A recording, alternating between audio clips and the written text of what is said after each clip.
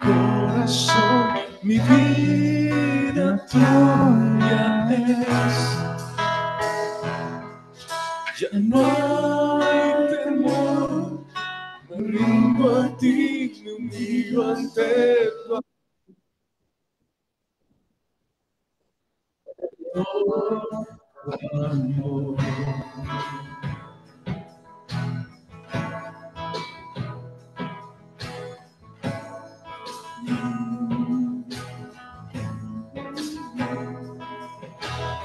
Si me pierdo, tú me encuentras, en el cuartos mi cabeza puedo ver tu majestad. Aleluya, Señor. Me refugio en tu presencia, cautivo tu belleza, quiero estar donde tú estás. Me acerco a ti, abro mi corazón, mi vida tuya es. Ya no hay temor, me rindo a ti, mi vida ante tu amor. Aleluya, Señor. Bendito seas. Gracias por ser tan bueno con nosotros. Bendito eres, Señor. Bendito eres nuestro Dios. Aleluya. Estamos teniendo un problema para la transmisión de la reunión. Para algunos, ¿cómo les diríamos? Este es un mensaje que estoy enviando a los que están conectados. Esto es para que sepan que tienen que venir a la reunión presencial.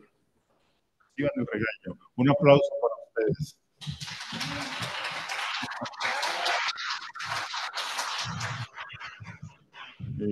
Entendemos que a veces hay causas mayores por las que seguramente se quedan en casita. Pero ¿será suficiente? Sí, pareciera que alguien, me dice Guillermo, alguien estuviera hackeando la reunión, por eso se cae, por eso se cae. Reciban ese mensaje y Guillermo ahí con Hugo y Álvaro estarán tratando de restaurar la transmisión. Ok. ¿Cómo nos acaba de ir?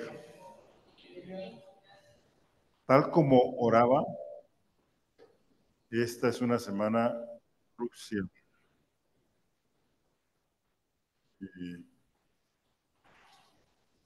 Y es una semana crucial en la vida de Jesús.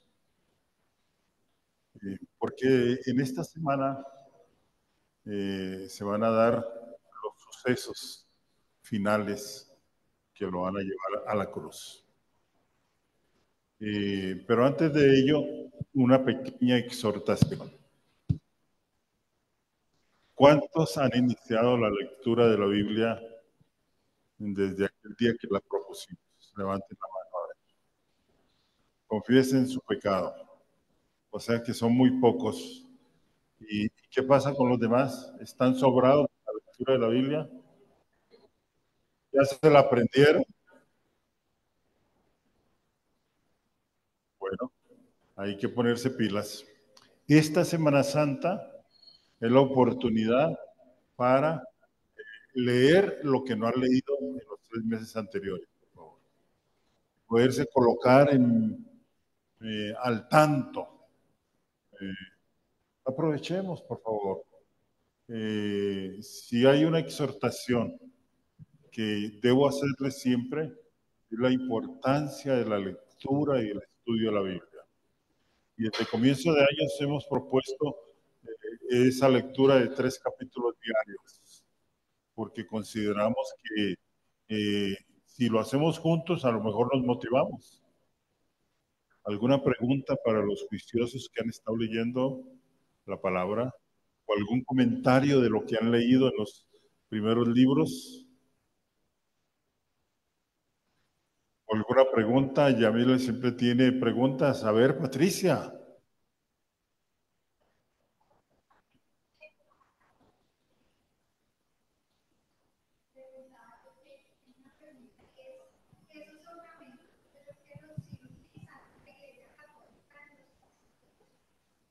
Mucho ha sido heredado de ahí. Mucho ha sido heredado de ahí. Pero ese es un sacerdocio, ¿qué? Levítico, arónico, que quedó ¿dónde? Que queda en el Antiguo Testamento y eso ha sido renovado, ¿no? Ahora hay algo también por demás interesante, ya que hablas de los... Hoy en día, el grupo de sacerdotes que debieran asumir, óiganlo bien, el culto en el templo está restaurado. Es más, se cree que ya aún los animales para ofrecer el sacrificio están siendo cuidados y están siendo, ¿cómo se dice, Luz Neri? Ayúdame. Consagrados desde ya. Hay un lugar específico porque se está esperando que en cualquier momento venga la reconstrucción del templo. En cualquier momento. Y se habla mucho de de la vaca, ¿qué? De la vaca roja. De la vaca roja. ¿Por qué? Porque ese es parte del sacrificio especial que se utiliza en el Yom Kippur y que se hace esa celebración, ¿no? Entonces pareciera que ornamentos, ya que presentas la inquietud, y los animales, el grupo sacerdotal están listos para reiniciar los sacrificios en cualquier momento. El templo se dice que ya está hecho porque es un templo, ¿cómo se llama? Prefabricado y ya lo tienen en algún lugar. Seguramente, digo yo, no es palabra certera, seguramente en Estados Unidos, donde la colonia judía es tan grande, ¿no? Y manejan tanto poder y manejan tanto dinero, ¿no? Entonces, seguramente puede ser que esté allá y en cualquier momento en uno de los, ¿cuál es el avión más grande, Germán? El Airbus 380. Cogen un avión de esos y montan el templo prefabricado y a Jerusalén. Ok, ¿y alguna otra inquietud? Sí, Oliver.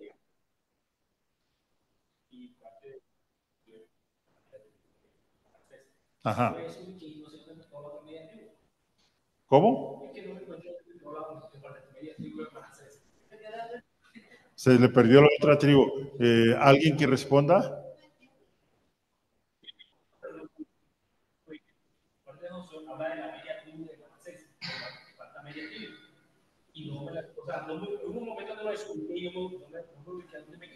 La pregunta es, ¿cuál es la otra media tribu? Efraín, claro que sí. ¿Por qué media tribu de Efraín y media tribu Manasés? Porque son los hijos de José, son los hijos de José. O sea, se habla de media tribu por ese concepto, ¿no? Eh, recuerden que cuando Jacob está orando por los hijos de José, él invierte sus manos para bendecirlos, ¿no? Y José le dice, así no, padre. Y él dijo, y Jacob dice, así está establecido. Y ahora, y son las dos medias tribus, ¿no? Manasés y Efraín. Sí, sí, sí. Ok, ¿alguna otra inquietud? Quiero saber de inquietudes, quiero saber de preguntas, quiero saber de comentarios que expresen que usted sí está leyendo la Biblia. Como pastor, una de mis preocupaciones debe ser esa, que cada uno de ustedes lee la Biblia, no solamente en Semana Santa. Bueno, ahora recuerden que no se me vayan ¿a qué? A parrandear y se olvidan de la Biblia. Esta semana es para ponerse al día en las lecturas que no han hecho. Ya miren.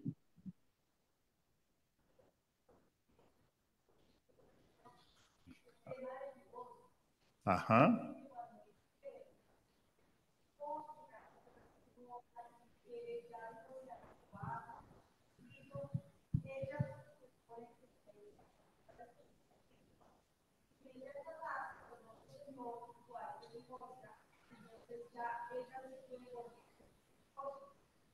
Ajá. Es bastante curioso, sí, sí. Sí. La normativa en Deuteronomio y, digamos, en la ley, dice el Señor Jesús, a causa de la dureza de vuestro corazón, Moisés permitió el divorcio, porque inicialmente no fue así, no fue así. En alguna medida, tanto en Deuteronomio como en ahí, y creo que en Levítico, se mencionan algunas causales, ¿no? ¿Y qué fue lo que ocurrió? Que en algún momento había ese tipo de separaciones o divorcios. No sabría en este momento cuál es la palabra en hebreo que habla del divorcio, ahí en la Biblia. Entonces, hubo necesidad de reglamentarlo, ¿no? Y por algunas causas, ¿no? ¿Por qué? Porque, no recuerdo el pasaje, dice que a causa de algo indigno, en concepto del marido, él podía hacerla a un lado y darle, entonces se establece una carta de divorcio. Esa carta de divorcio, ¿qué era? Era un documento que tenía que ser autenticado por los sacerdotes, ¿no? Donde se establecía cuál era la causa por la que se estaba separando o divorciando de su mujer. Por eso dice, dele carta de divorcio. Esa carta debía incluir el causal. ¿Por qué? Porque sucedieron en algunos casos que el marido acusaba de otras cosas a la esposa y había que proteger a la mujer, ¿no? Cuando se daba la separación y se establecía la causa. Sí, Deuteronomio menciona algunos, es un tema por demás interesante, ¿no? El Señor Jesús también va a hablar en el Sermón del Monte acerca del divorcio. Ok, ¿alguna otra inquietud? ¿Algún otro espacio? Bueno, hoy vamos a hacer un paréntesis y dentro de 8 días también para dejar a Moisés quieto allí en el desierto. Porque queremos recordar esta semana. Y queremos recordar que en esta semana es la semana crucial donde Jesús aparece en Jerusalén, donde Jesús va a estar en Jerusalén, donde Jesús va a estar los últimos días. Es interesante que tanto Marcos en sus últimos capítulos va a hablar acerca de todo lo que tiene que ver con esta última semana. Ya vamos a leer un pasaje del capítulo 11. Pero también el Evangelio de Juan, casi la mayor parte del Evangelio de Juan, tiene que ver, oiganlo bien, con esta última semana. Esta última semana. El capítulo 11 habla de qué? Alguien que recuerde, sin mirar.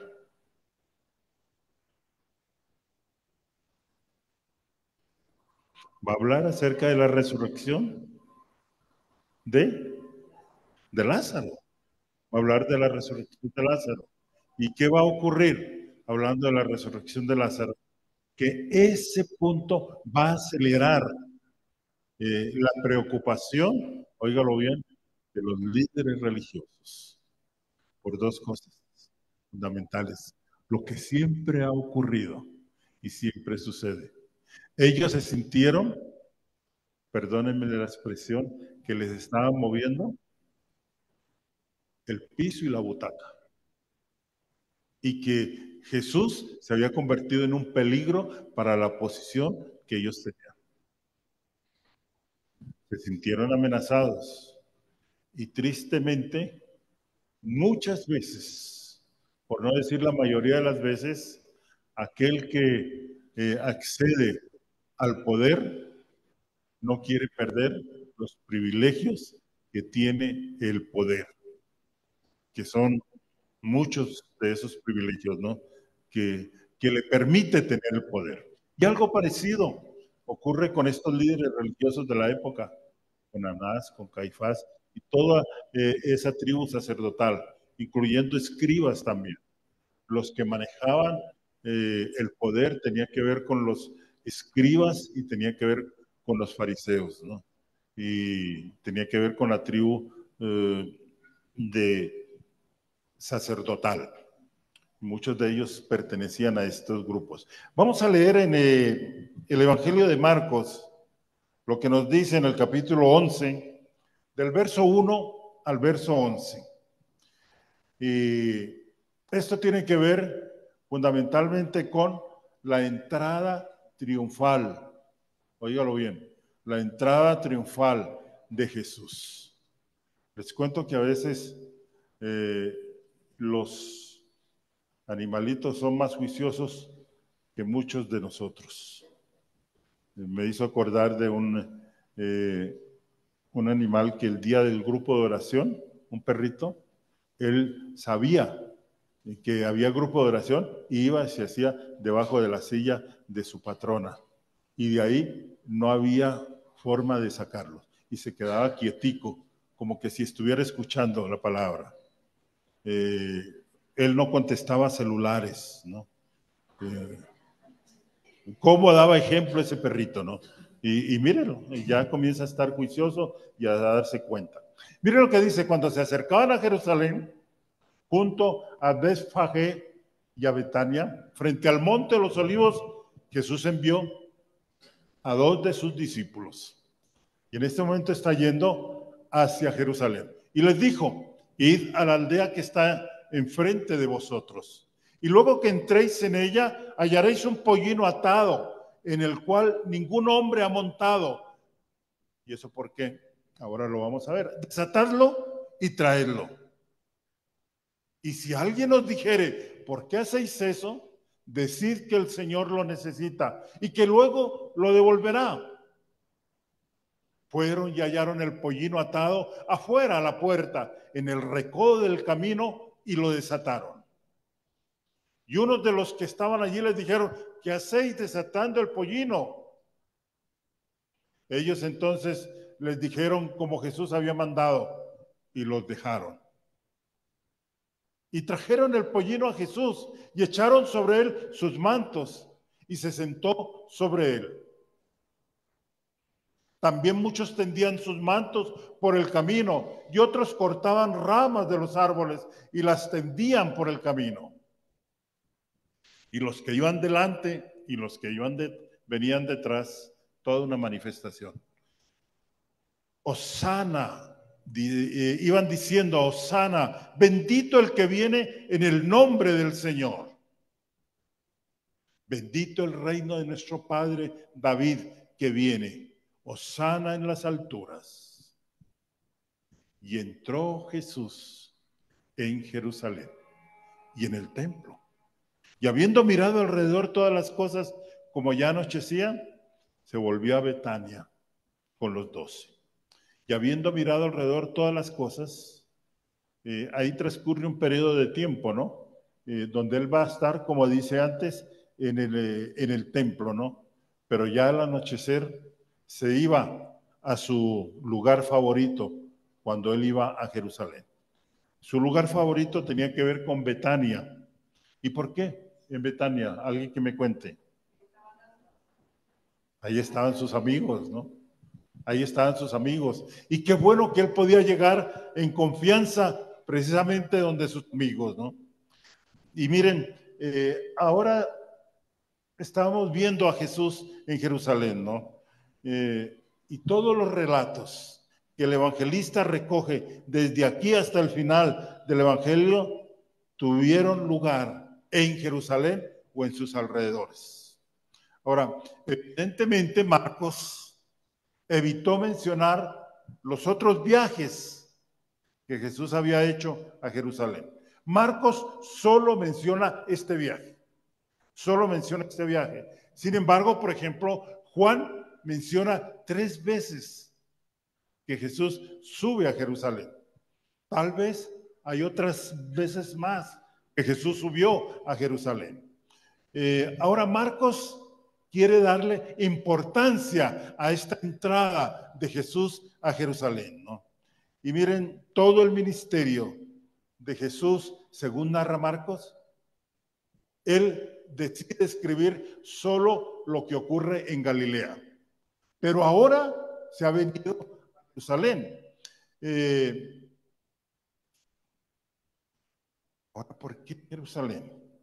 Jerusalén, centro del judaísmo. Jerusalén, lugar donde se encontraba el templo y las máximas autoridades religiosas de Israel. Ahora miren, esta presentación pública que Jesús hace, mire que el perrito va a contestar. No, apágueme y dígale que a la perrita que lo llame en otro momento. Por favor, celulares apagados para que ustedes no entren con complejo de culpa que no contestaron o sí contestaron. Antes del celular, ¿qué era lo que había? Viper. ¿Y antes del Viper? Había un contestador, ¿no? Y usted no podía traerse el contestador. Ahí le dejaban los mensajes, ¿no? Haga lo mismo. No se preocupe por contestar, porque lo más probable es que sea ¿qué? Sería alguien que le está cobrando alguna cuenta que... Cuénteme, don Germán, anoche no me saludó, ¿no? Y pasó por mi lado. Pero su hermano sí me saludó, Alan. Exactamente. Dígame.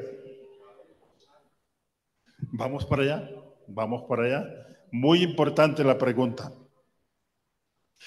Sí, anoche nos fuimos a tomar un café con mi querida esposa. Quería tomar cafecito ahí de la Castellana. Y estábamos ahí y me encontré con los hermanitos. Bueno, el uno no me vio, pero el otro sí vino a saludarme, Alan. Y ahí estuvimos hablando. Y en esos momentos le comenzó el dolor a mi esposa, que en cualquier momento le aparecen los dolores. Y entonces, vámonos, que comenzó a dolerme. Los dolores que ella experimenta son como punzadas, como cuchillos que se le meten en los pies, ¿no? Y comienza a tener que soportar. Esta noche estuvimos, este día es cuando anteayer, donde el neurocirujano, ¿no? Y él daba una explicación, ¿no? Que en este momento ella tiene los nervios como si les hubieran quitado los nervios pelados, ¿no? Y que necesitan volver la mielina a envolverlos, ¿no? Para que no rocen y no le provoque los dolores. O sea que sus oraciones son importantes. Que crezca la mielina en las piernas de mi querida esposa y en los pies para que esos nervios no rocen y no provoquen esos dolores. Ok, entonces, después de decirle a Germán lo que ya le dije, continuamos. Ok, miren esta presentación pública donde Jesús va entrando con gente que adelante y atrás lo iba aclamando, iba gritando Hosana, iba gritando una aclamación. Sencillamente se dieron cuenta que estaban peligrando en sus posiciones de liderazgo, ¿no? Y todos los beneficios económicos y políticos por esta causa estaban disfrutando. Tristemente, el que accede al poder muchas veces no sabe que eso es por un momento, ¿no? Y quieren mantener el privilegio, ¿no? Explotando a veces no solamente el poder, sino los beneficios económicos en una manera corrupta, ¿no? Lo acabamos de ver esta semana, ¿no? Me impresionó que una persona de prestigio y de bastantes finanzas, no sé si es amigo de Juan Felipe, 2 veces gobernador, haya utilizado los fondos de alimentación de los niños en un contrato de 17,000 millones de pesos y sencillamente lo condenaron sin esos dineros. ¿Saben a cuántos años lo condenaron? A 21 años de cárcel al hijo de Cielo Génico. Sí. Cuando el hombre se siente amenazado, hace cualquier cosa para no dejar el poder. Si algún día Dios nos permite tener cualquier nivel de poder, bajo, alto o medio, recordemos que eso es temporal para cumplir una función. ¿Cuál es la función que debo cumplir? Colosenses 3:23.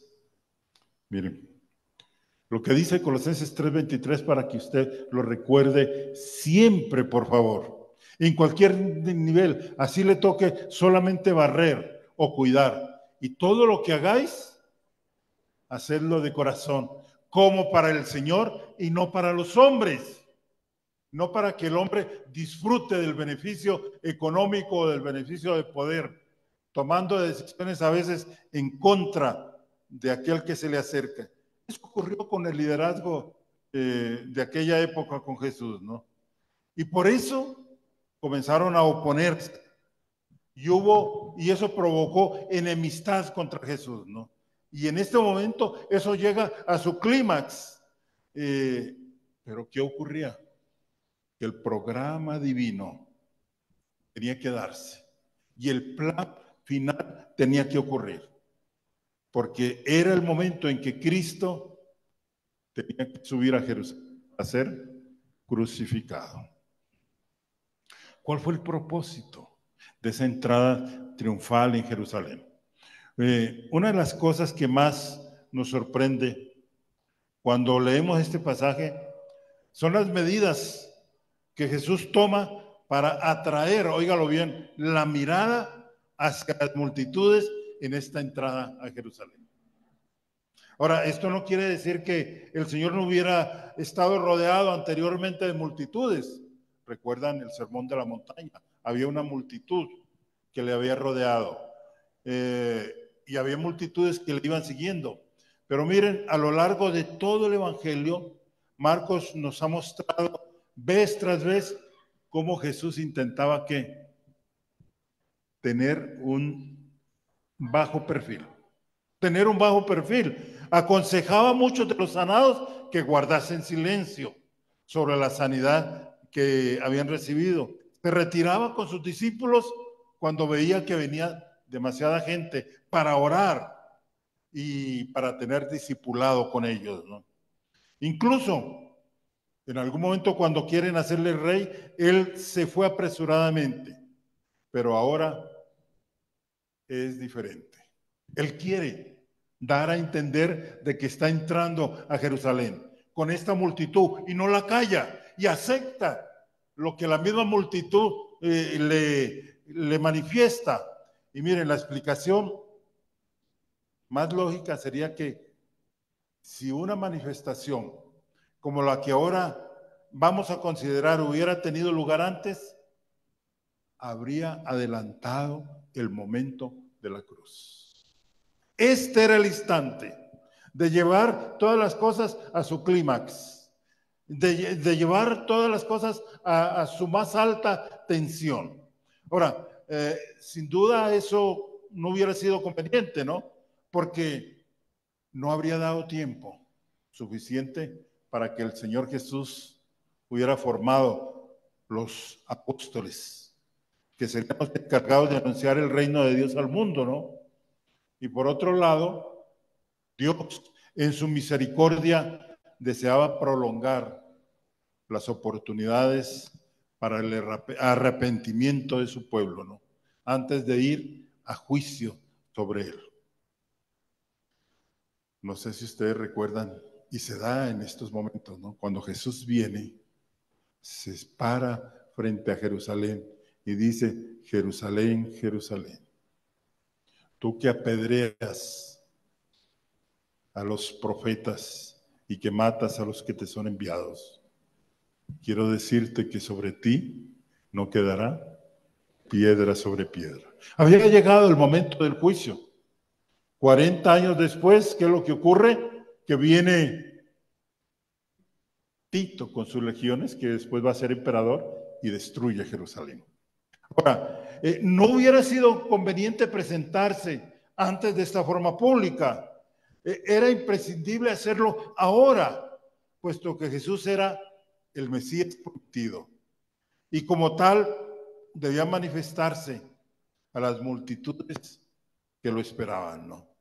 Y el lugar indicado tenía que ser necesariamente Jerusalén, la capital del reino. Ahora, tal como el ciego Bartimeo había reconocido, ¿no? Jesús era el legítimo hijo de David, aquel a quien Dios había prometido su trono y quien sería el heredero de todas las promesas hechas a David. Me llamó la atención con lo que ahora viene, y es una confrontación entre lo que es la cruz y el trono. Interesante paralelismo, si es que existiera, para tomar una temática donde se manifiesta la cruz de Cristo, pero también se puede expresar Jesús llegando al trono. Miren, este pasaje nos presenta a Jesús como el rey esperado. Vamos a Marcos. Pero sabemos que Jesús es aclamado como ese rey, pero termina muriendo en una cruz de una manera vergonzosa. Porque es una manera vergonzosa haber sido crucificado completamente desnudo. Ahora, ¿cómo se relaciona la cruz con el trono? Los sufrimientos del crucificado con su gloria como rey. Demos algunas punzadas, o algunas puntadas mejor. Y es que las palabras de Jesús, la cruz no era ni un obstáculo, ni un intervalo útil, sino que era el fundamento sobre el que se iba a establecer su reino. Su reino no se podía establecer si primero no había una cruz. Ahora, para cualquier lector atento a los evangelios, no pasará inadvertido el hecho de que Jesús preparó dos entradas diferentes a Jerusalén. Una pública y otra secreta. Y esta es la entrada triunfal, una semana antes de que él entre nuevamente a Jerusalén en una forma secreta. Recuerdan que Jesús, después de esta entrada pública y donde lo aclaman, él regresa, ¿no?, a Jerusalén. El 11, por favor. Él regresa, perdón, a Betania para luego volver a entrar a Jerusalén, pero en ese momento va a volver a entrar en una manera secreta. Se fue a Betania con los 12. Yo pensaba que se fue a Betania con los 12. ¿Qué haría Lázaro, Marta y María para acomodar a 12? Imagínense. Seguramente tenían colchonetas, ¿no es cierto? Es la mejor manera de acostar cuando hay un excedente de invitados en casa. Miren, hay entonces dos maneras como Jesús en esta semana va a entrar, una pública y la otra secreta. La primera pues es la entrada triunfal de la que estamos hablando, ¿no? Y la segunda va a ocurrir en Marcos 14, 12. A ver qué nos dice. Marcos 14, 12. Ya esta parte es la parte final. El primer día de la fiesta de los panes sin levadura, cuando sacrificaban el cordero de la Pascua, sus discípulos le dijeron: ¿dónde quieres que vayamos a preparar para que comas la Pascua? Del 13, ¿qué dice? Y envió a Dios a 2 de sus discípulos y les dijo, id a la ciudad. O sea que estaba por fuera de la ciudad. Ahora les dice, vayan a la ciudad y os saldrá al encuentro un hombre que lleva un cántaro de agua. Seguidle. ¿Cómo así que un hombre? ¿Y no sería que se iban a encontrar con más hombres con cántaros de agua? ¿Saben por qué esa era una señal? Porque eso era muy escaso. ¿Quién llevaba el agua a las casas? Las mujeres. Y algunas dijeron, y ahora también. Miren, no ha pasado la moda, sobre todo en La Guajira, ¿no es cierto?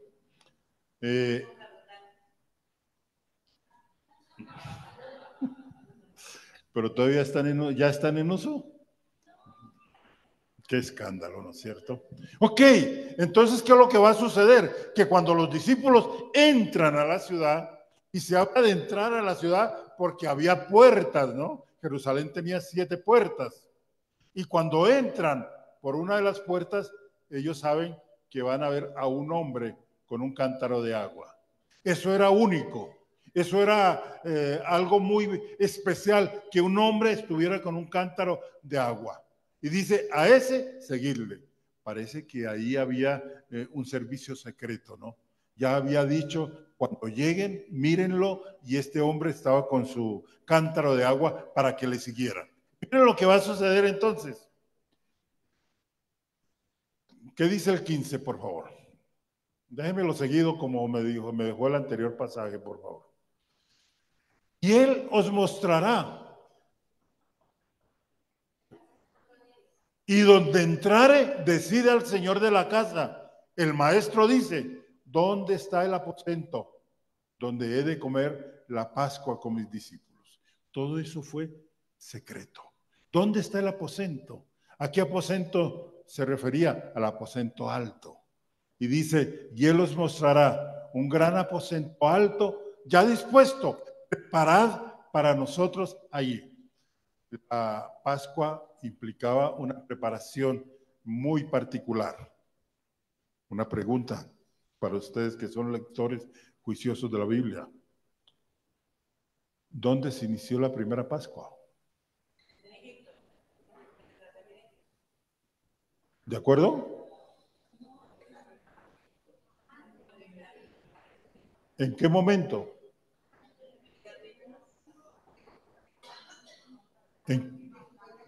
¿Qué dice Nubia?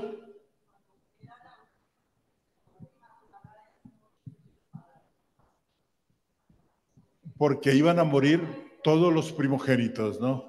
Y era el día de la partida, era el día de la salida, y era día de salvación. Y entonces debían tomar la sangre, colocarla sobre los dinteles de la puerta para que cuando viniera el ángel de la muerte, sencillamente no entrara en ese lugar porque estaba protegido por la sangre de ese cordero. Un símil maravilloso, ¿no?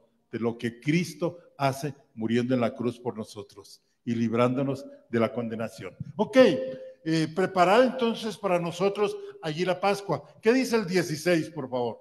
Fueron sus discípulos y entraron en la ciudad y hallaron al hombre, como les había dicho, y los llevó hasta ese lugar. Parece que no querían ser identificados.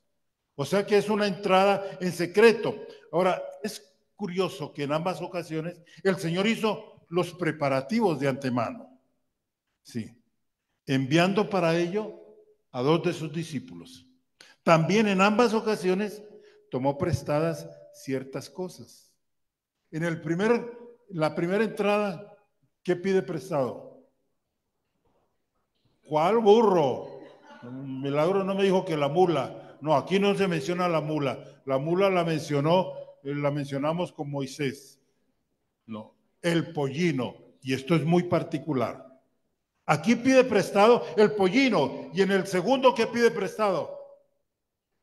El aposento alto. Ahora, hay contrastes y estos contrastes son muy significativos, ¿no? Porque mientras que en la primera ocasión el Señor arregló las cosas de tal manera que su entrada generase la máxima publicidad sobre su entrada misma a Jerusalén, en esta segunda entrada se aseguró que todo fuera hecho en secreto, que no se supiera. Ahora, él lo sabía muy bien qué era lo que estaba pasando, ¿no? Los líderes religiosos y políticos de aquel momento estaban pisteándolo y estaban esperando la oportunidad para colocar manos sobre él. Ahora, otro detalle importante es que en ambas ocasiones el Señor se presentó como el cumplimiento de las Escrituras, porque está escrito que así ocurra. Su entrada triunfal cumplió con exactitud con aquello que anunció Zacarías en el capítulo 9, el verso 9. ¿Qué dijo Zacarías? El profeta. Y miren lo que se expresa. Esto estaba anunciado desde el Antiguo Testamento. Y lo interesante de Jesús es que Él fue anunciado desde tiempos inmemoriales. Alégrate mucho, hija de Sión. ¿Cuál es la hija de Sión? Jerusalén. Da voces de júbilo, hija de Jerusalén. He aquí tu rey vendrá a ti, justo y salvador, humilde y cabalgando sobre un asno, sobre un pollino, hijo de asna. Ok. Miren, todos estos detalles nos dan la impresión de que el Señor quería enseñarnos a pensar en el establecimiento de su reino en dos sentidos diferentes. En su primera entrada, una vez que pasó el fervor popular, este fue sustituido ¿por qué? Ese fervor, día jueves, día viernes, ¿qué está haciendo esta misma multitud? Lo está condenando y están diciendo, crucifícale. Es muy fácil que las multitudes cambien de opinión de un momento a otro. Ahora, los mismos que lo habían aclamado como rey una semana después gritaban ante Pilato que fuera crucificado. Ahora, tanto el rey, y miren lo que dice Apocalipsis 19, del 11 en adelante, tanto el rey como su reino fueron rechazados en este momento públicamente. Y en este sentido, el reino no será establecido hasta la segunda venida. Hasta aquel momento no será establecido. Y miren lo que Apocalipsis entonces 19, el verso 11 al 16 nos dicen para reafirmar esta verdad. Entonces vi el cielo abierto y aquí un caballo blanco y el que lo montaba se llamaba Fiel y Verdadero y con justicia juzga y pelea. 12, por favor. Sus ojos eran como llama de fuego y había en su cabeza muchos diademas y tenía un nombre escrito que ninguno conocía sino él mismo. Estaba vestido de una ropa teñida en sangre y su nombre es el Verbo de Dios. Y los ejércitos celestiales, vestidos de lino finísimo, blanco y limpio, le seguían en caballos blancos. De su boca sale una espada aguda para herir con ella las naciones, y él las regirá con vara de hierro. Y él pisa el lagar del vino del furor y de la ira del Dios Todopoderoso. Y en su vestidura y en su muslo tiene escrito este nombre: Rey de Reyes y Señor de señores. Miren, no solo fueron los judíos los que rechazaron a Jesús, también él mismo mostró su desaprobación sobre la nación porque no había dado los frutos que Dios esperaba de ellos. Y miren, este fracaso coloca en evidencia la incapacidad del ser humano para cumplir las leyes de Dios. Ahora, por esta razón, la segunda entrada celebración de la Pascua se reviste de una importancia especial. En aquella ocasión, en un momento de la cena, ¿qué fue lo que Jesús dijo? Marcos 14, 24. Miren estas palabras preciosas. Él dice, esta es mi sangre del nuevo pacto.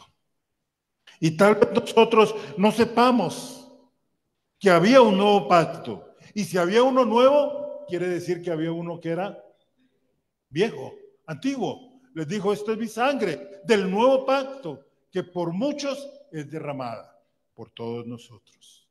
Miren lo que va a ocurrir en Jeremías 31, del 33 al 34. Ahora, ¿cuáles eran las condiciones? ¿Qué decían los judíos? Si recordaban lo que Jeremías había hablado en el capítulo 31. Todo esto profetizado por él. Pero este es el pacto que haré con la casa de Israel. Después de aquellos días, dice Jehová, daré mi ley en su mente y la escribiré en su corazón. Y yo seré a ellos por Dios y ellos me serán por pueblo. Y no enseñará más ninguno a su prójimo, ni ninguno a su hermano, diciendo, conoce a Jehová, porque todos me conocerán, desde el más pequeño de ellos hasta el más grande, dice Jehová, porque perdonaré la maldad de ellos y no me acordaré más de su pecado. Esto era lo que iba a traer el nuevo pacto. Ahora, este nuevo pacto va a incluir perdón de pecados y también que el Señor iba a escribir sus leyes en los corazones de ellos. Ahora, estos son dos requisitos fundamentales para el establecimiento del reino de Dios en los corazones de los hombres, que haya perdón, que haya restauración. Ahora, hay que concluir entonces que ante el fracaso del pueblo de Dios en aceptar a su rey y en cumplir sus leyes, Él estableció su reino secretamente en el interior del corazón de los hombres. Y para que ello fuese necesario, este nuevo pacto tenía que ser ratificado. ¿Cómo? Yendo a la cruz y estableciéndose con sangre, que es la que Jesús derrama en la cruz. Y miren, desde este momento hasta su segunda venida, el reino ha de existir de forma espiritual en los corazones de los hombres y no de una forma pública. Ahora, ¿qué estaba entendiendo la multitud? Es una pregunta que tenemos que hacernos. Ellos estaban aclamando a aquel que iba a ser el rey. Y ellos estaban esperando que en ese momento Jesús entrara a Jerusalén y asumiera entonces el reinado. Y no deja de resultar sorprendente, ¿no? Que en tan solo una semana las multitudes cambiaran tan drásticamente de opinión en cuanto a Jesús. Todo esto nos lleva a preguntarnos por qué entonces estaban aclamándole en esta ocasión como rey. Y la razón más probable es que lo veían como un Mesías, como alguien que iba sencillamente a liberarles del poder de los romanos. Sí. Otros se unieron tal vez a esta comitiva. Miremos a ver qué es lo que está pasando. Miremos esta multitud, hacia dónde va. Están hablando de un Mesías, y un Mesías en sentido político, ¿no? Ahora, se unieron a la comitiva que venía ¿desde dónde? Desde Betania, claro que sí. Venía desde Betania esta multitud. Ahora, habían oído el milagro de la resurrección de Lázaro y sentían curiosidad por ver a este que había resucitado a un hombre después de 3 días de muerto. Miren, muchos se sentirán contagiados por el entusiasmo popular o estaban actuando simplemente por imitación. Y eso es lo que ocurre hoy en día. Muchas veces nos dejamos contagiar por el entusiasmo popular o actuamos porque otros hacen lo que yo a veces no estoy ni convencido. Por eso dice, no os conforméis a este siglo, sino transformados por medio de la renovación de vuestro entendimiento, para que comprobéis cuál es la buena voluntad de Dios, agradable y perfecta. Romanos 12:2, ¿no? Ahora, quizás allí también estaba gente que había subido a la fiesta de la Pascua. Esa es una de las celebraciones que se daba precisamente en Jerusalén. Y subían para esta fiesta. Ahora, y Jesús entonces estaba pasando a su lado a celebrar esta fiesta ahí. Ahora, otros, como los líderes religiosos, simplemente lo observaban mientras estaban preparando su muerte. Ahora, entre todos ellos, habría alguien que entendía que Jesús era el rey manso y humilde que había profetizado Zacarías. ¿Alguno de pronto pensaba en esta profecía de Zacarías? ¿Comprendería que él iba a ocupar una cruz, pero también un trono? Pero primero tenía que pasar por la cruz. Ahora, desgraciadamente, en nuestros días son muchos los que participan en actos religiosos cristianos sin saber quién es Jesús y sin saber lo que Él demanda de ellos. Hacemos celebraciones, pero no entendemos el propósito de Cristo Jesús yendo a la cruz. ¿Y para qué Él va a la cruz? ¿Y qué es lo que Él determina de mí? Bueno, hablemos un poco más acerca del pollino sobre el que nadie había montado. ¿Qué de los preparativos? En esta ocasión el Señor había preparado anticipadamente los detalles de su entrada en Jerusalén.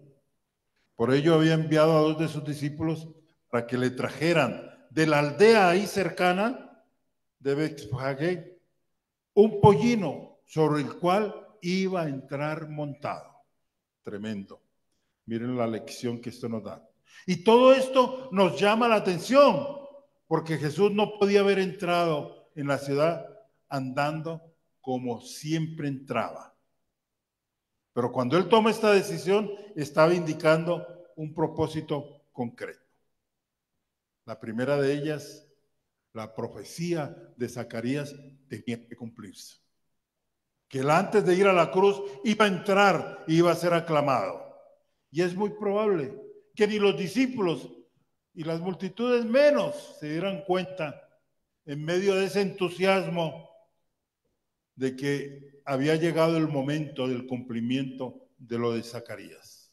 Alégrate mucho, hija de Sión.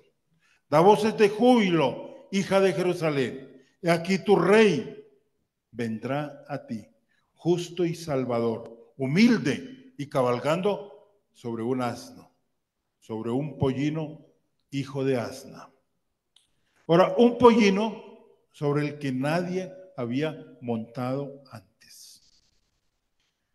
Aquí hay otro detalle al que debemos prestar atención, ¿no? Y tiene que ver con este pollino que Jesús eligió para entrar montado sobre él en Jerusalén. Hallaréis, le dijo a sus discípulos, un pollino atado, en el cual ningún hombre ha montado. Ahora, los que entienden del asunto dicen que el pollino de asno es un animal difícil de domesticar y que él no acepta fácilmente ser montado. Pero cuando el Señor lo montó y el animal, ¿qué fue lo que hizo? Aceptó y se comportó de una forma dócil. Y esto fue evidentemente un milagro que demostró el poder del Señor sobre la creación animal. No dijo nada, Él sabía quién le estaba montando. A veces los animales entienden más que nosotros, los hombres. Ahora, creemos que esta no era una lección única que el Señor se proponía enseñarnos. Había otro detalle aún más importante, y era que un animal dedicado a un propósito sagrado no debía haberse usado antes para tareas cotidianas. Vemos Deuteronomio 21:3, algo parecido de lo que estábamos diciendo de estos animales que están siendo preparados para los sacrificios, ¿no? Deuteronomio 21:3. Ahora, esto resalta, ¿no?, que esta entrada dice: y los ancianos de la ciudad más cercana al lugar donde fuera hallado el muerto tomarán de las vacas una becerra que no haya trabajado, que no haya llevado yugo, porque era especial para el sacrificio. Ahora, esto nos hace resaltar que la entrada de Jesús que estaba realizando en Jerusalén se revestía de un carácter sagrado. Un elemento más que podemos resaltar en esto es la humildad de Jesús. Ahora, ¿por qué? Él estaba dándole, óigalo bien, si podemos utilizar el término, una bofetada a aquellos generales que después de la batalla y después de que vencían, entraban en carrozas o entraban seguidos de aquellos que había vencido. Ahora, esta descripción que Marcos nos hace de la entrada triunfal de Jesús tuvo que haber sorprendido mucho a sus primeros lectores romanos.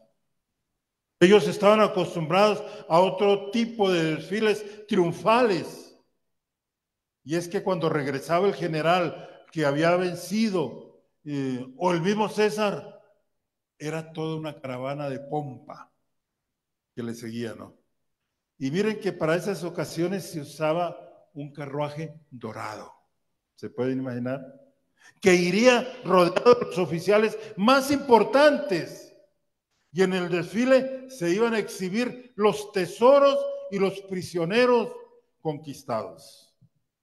También los sacerdotes romanos estarían allí ofreciendo incienso a sus dioses, porque César o estos generales habían vencido. Miren, en contraste de todo esto, el Señor Jesucristo iba montado ¿en qué? En un asnillo, un pollino, ¿no? Y venía sin riquezas ni prisioneros. Y esto servía para mostrar con claridad que Él estaba presentándose como el príncipe de paz. Miren lo que va a decirnos Isaías 9:6. Y leamos este pasaje. Permítame que me quite, porque comencé a sentir mucho calor. Me entusiasmo. ¿Qué dice Isaías 9:6? Porque un niño nos es nacido, hijo nos es dado, y el principado sobre su hombro, y se llamará su nombre admirable consejero, Dios fuerte, Padre eterno, príncipe de paz. Sí. Hablemos un poco de los vestidos y las ramas que le fueron colocadas.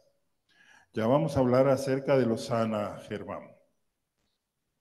Miren, aunque la entrada de nuestro Señor se revestía de humildad, no por ello faltaron muestras de aprecio por parte de las multitudes. El evangelista nos dice que algunos pusieron sus vestidos en el camino por donde él pasaba y otros cortaron ramas que también tendieron en el suelo. Y todo esto sirvió como una alfombra improvisada para la cabalgadura que Jesús montaba. Y vaya buscándome Segunda de Reyes 9:13. El detalle es interesante si tenemos en cuenta que para ellos el vestido era un símbolo de dignidad personal y de la posición social que tenían. Por lo tanto, con este gesto de colocar sus mantos de esta manera, estaban mostrando su respeto y homenaje hacia Jesús. Ok. Entonces cada uno tomó apresuradamente su manto y lo puso debajo de Jehú, en un trono alto, y tocaron corneta y dijeron: Jehú es el rey. O sea que era una costumbre para exaltar ¿a quién? Al rey. Ok. Y quisiera quedarme en la frase que viene.